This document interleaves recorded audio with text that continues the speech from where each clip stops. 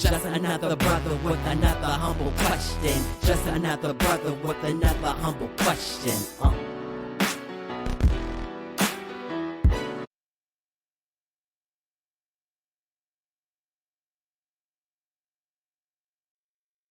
Welcome to A Brother with Questions. I am your host, B. Period. Man, I appreciate you for joining me as we're going to react to a video. As you can see from the title here, this video is in response to the State of the Union address from President Joe Biden. And so in speaking in the video is a young lady by the name of Reese Colbert. And she is giving her comment, or as you can see from the video, a post-analysis of the president's speech during the State of the Union. Let's take a listen. First of all, let's just be clear. The whole conversation around democracy is not resonating because democracy hasn't worked for Black people in centuries. And so we need to pivot the conversation from talking about democracy, saving democracy is on our back, to talking about citizenship. Okay, let's start right there. So, and for me, she's already on some different stuff for me. She tells me that we can't even have a conversation about democracy because Black people haven't had democracy in centuries. Come on, man.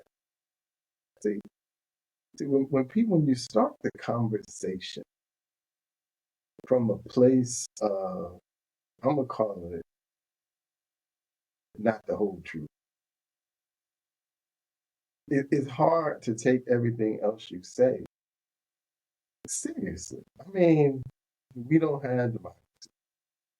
Okay, so we can represent the idea that when the slaves were first brought over from Africa, right? We accept that there were a few centuries where we were enslaved as people, or at least some of us, right? Not all of us, because some of us also owned slaves too, but generally speaking, we were enslaved as people. And then we went through a period where we were set free, of course. And even though we were free, there were still a lot of barriers put in place. And so there was freedom on paper, but of course there were barriers to that freedom, right? We were still treated like second-class citizens in this country. Got it. And then we, obviously we fought over the years to try and release those barriers. And then we get to the 60s. And of course, we have the landmark Civil Rights Acts and the different cases that took place related to segregation. And a lot of the freedoms that we have been fighting for throughout those years sort of to start to come into fruition. Again, in a country where you are built off of racism, built off of this hatred, if you will, of Black people in this country, yes, we got past the Civil Rights Act and we started to see things get better. But just like anything, right? Just because you in something today doesn't mean the people who still feel a certain way aren't present and still have some sort of power. But when we just talk about the core idea of freedom, we've had freedom for a couple of 100 years. We just haven't had people allow us to exercise that freedom at the level that it's supposed to be exercised. But we're getting to an era where we're exercising our freedom at the level that it's supposed to be exercised. Let's keep going. In Georgia, where they recently passed a bill where the police can arrest you if they suspect you of being an immigrant, and there's no ramifications for that. Now, I don't know if the campus signed it. We know Stacey Abrams wouldn't have signed it. If you are an illegal immigrant, they can arrest you. If you are an illegal immigrant, they can arrest. Why do we have a problem with illegal immigrants being taken out? If you came here illegally and you get caught, why do we have a problem getting rid of these. You came here illegally and you got caught. Amazes me. It's me. It's me. I don't know what Kemp is going to do. That's a matter of citizenship. Right. Women no longer have national citizenship if you can't have IVF in a certain state, if you can't have an abortion in a certain state, if you can't travel without them hunting your ass down to the next state, you are not a national citizen. And so what we need to make people understand is that citizenship is on the ballot in 2024. Citizenship is on the ballot. And I'm just wondering, like, where do they get these terms from, bro? I mean, obviously, I understand the term citizen, but citizenship is up there. And so here's where I'm at. So with abortion, I am evolving. Let's call it that. So I used to be at a place where I would be one of those people that everyone has a right to abortion. And to a certain extent, I'm still aiming at that. But where I'm not at is that you should be able to freely have an abortion whenever you're ready. That's where I'm not at. So I'm somewhere between you should have a right to do it. I'm okay with the idea that you have a limit on when you can do it. But I'm not okay with the idea that you should be able to do it at whatever point. So there should be a cutoff point is kind of where I'm at.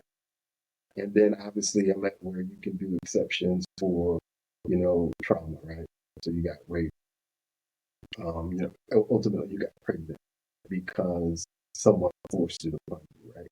So I'm certainly there as well.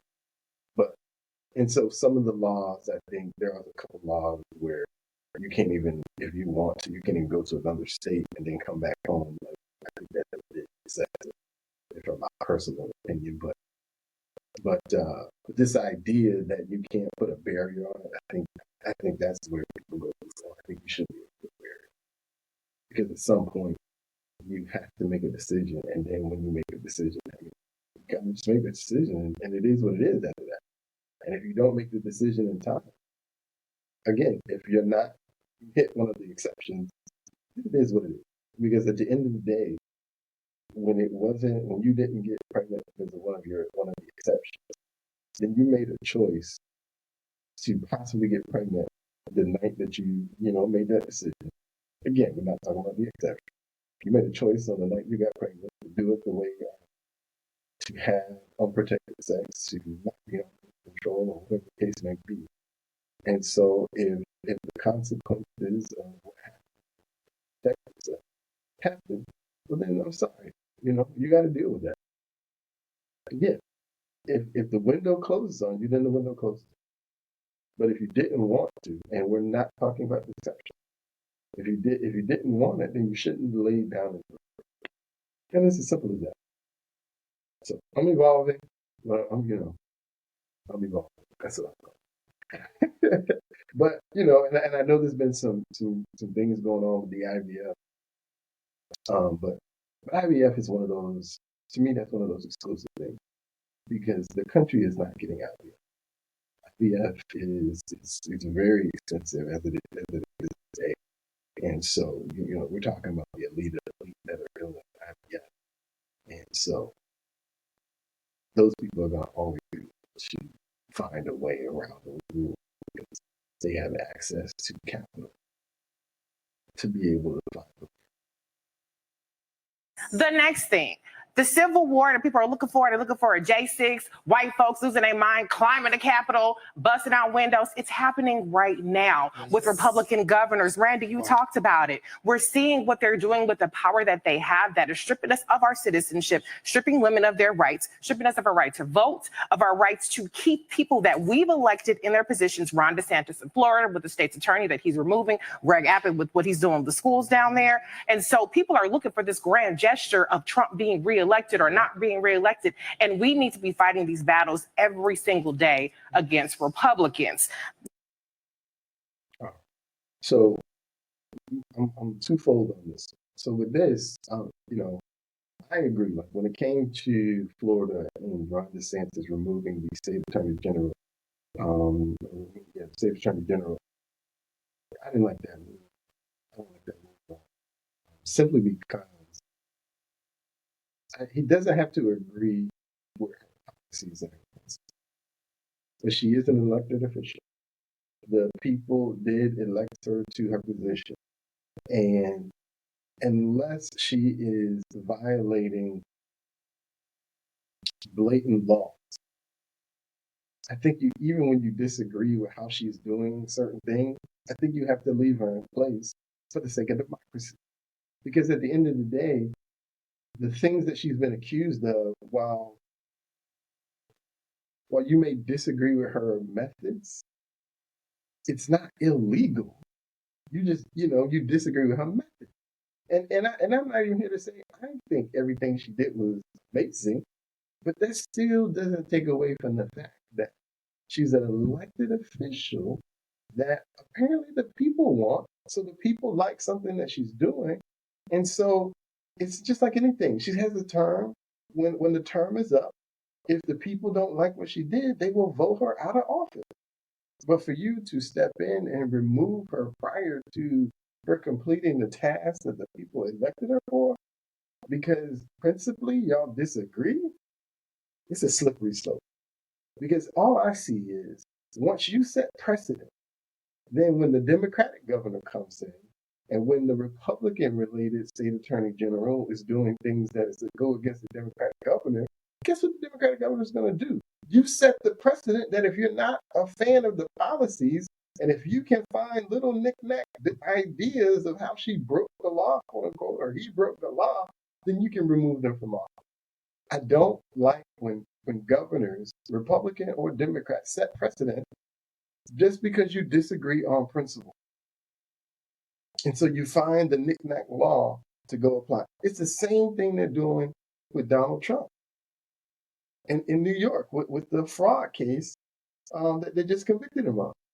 It's a law that's been on the books for 75 years. And in 75 years, there's been no one convicted of this law. And now here comes Donald Trump, a guy that that the state of New York doesn't like. And so you pull out this 75-year-old law, you put up on stand a bunch of people who ultimately disagree with what you're saying about him, and then you convict him. And then I imagine for another 75 years, you're going to tell me that he's the only person that has ever violated that law in 75 years.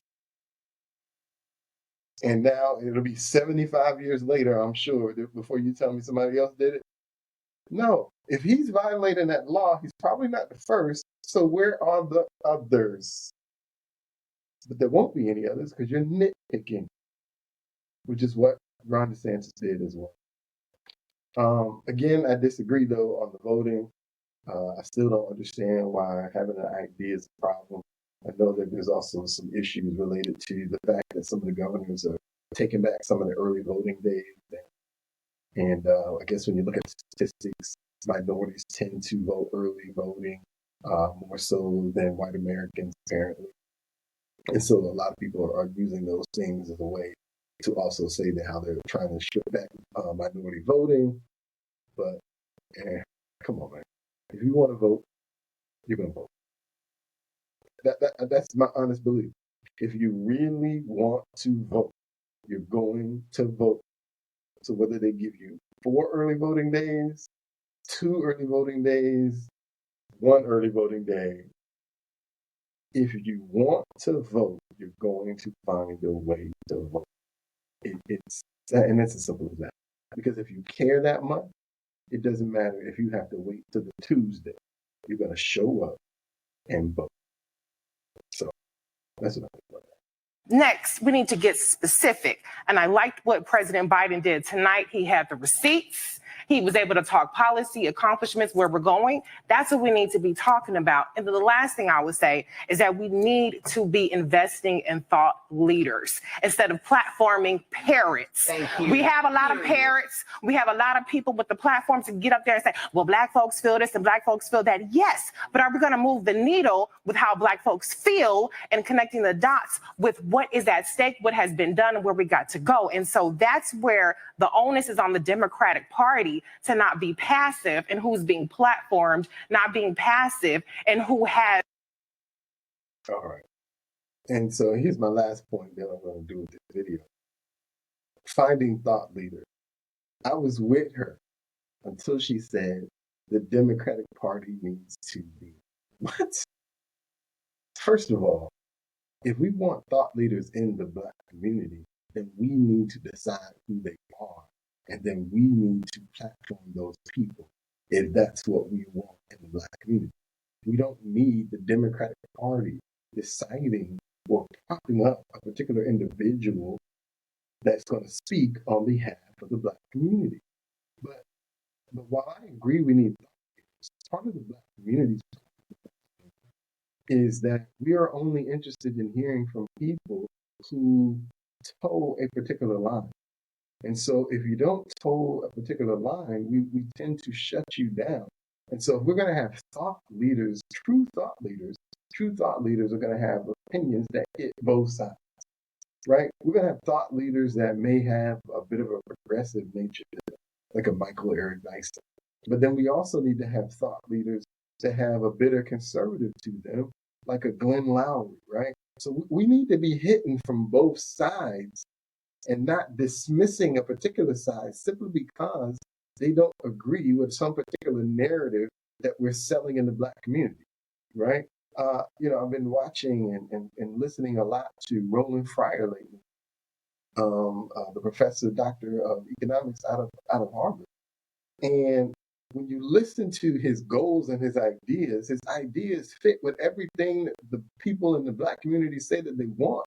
But simply because he published a study that suggested that there's no difference when it comes to police shootings between how they do Black people and white people, now no one wants to hear what he has to say. He has the research, the stats, everything he needs to prove that what he said is true. But because he said it, he is no longer validated to speak on behalf of Black people. What are we doing? No, we do need thought leaders, but thought leaders come from both sides. Thought leaders don't just think one way and think there's only one solution. Thought leaders come at this thing from different perspectives. You bring these thoughts to the table, and then you find a map of compromise that gets us to the end goal and the end solution. And so when I listen to this video, my biggest problem with it is you have a room full of people who all think a particular way, agreeing with each other. There's nobody seems to be in this room, and I've seen some of those faces, and I've watched Roland Martin enough to know that those are typical faces of Roland Martin programming, and so I know what they think. So he doesn't have anybody in the room that's going to push back and offer a different way. And therein lies, to me, the problem when we put together a panel talking about intellectuals coming together. If we're going to be intellectual, then you need both sides of the table. If you refuse to put both sides of the table, you don't want an intellectual conversation. You want an amen corner. And we've had an amen corner for the last 100 years. And the amen corner is still saying the same thing. When is the Democratic Party going to do this for us? When is the Democratic Party going to do that for us? When is the Democratic Party going to pump advertising funds in order to get Black people or to advertise to Black people about what they're doing? When is the Democratic Party going to stop speaking to us every 4 years? Blah, blah, blah, blah, blah. You know why they do that? You know why they don't spend ad dollars in the Black community? Because they know no matter what they do, the puppets are going to come out and they're going to tell you why you need to be voting for Democratic people, regardless if they spend $300,000 with Black media or if they spend $10,000 with Black media. they're still going to come out and tell you how you need to be voting for the Democratic community. So you know what? Why are they spending votes when they know you're going to speak on their behalf anyway? Bottom line, the people that they're reaching out to are the people who they don't know if they're going to be able to get. Because we've already locked in before the last 50 years, right? What did Joe Biden tell Charlamagne? You ain't black if you ain't vote for me, right? Ain't that what he told him, right? So why are they spending money with us? Why are they talking to us when they were going to vote for them anyway? So until we really want to have a conversation about thoughts from both sides of the table, when we're really going to have a conversation and engage both parties like we should be doing anyway, to have a real conversation, we're going to get the same results. We're going to get these same conversations that we get every 4 years, every 2 years. Because at the end of the day, the Democratic Party knows y'all voting Democrat. Now, they may not inspire everybody that they want to come out and vote. But at the end of the day, for the black people that's voting, 90-something% of y'all are voting Democrat. And that's good enough for them. And on that note, I'll be period. And I'm out.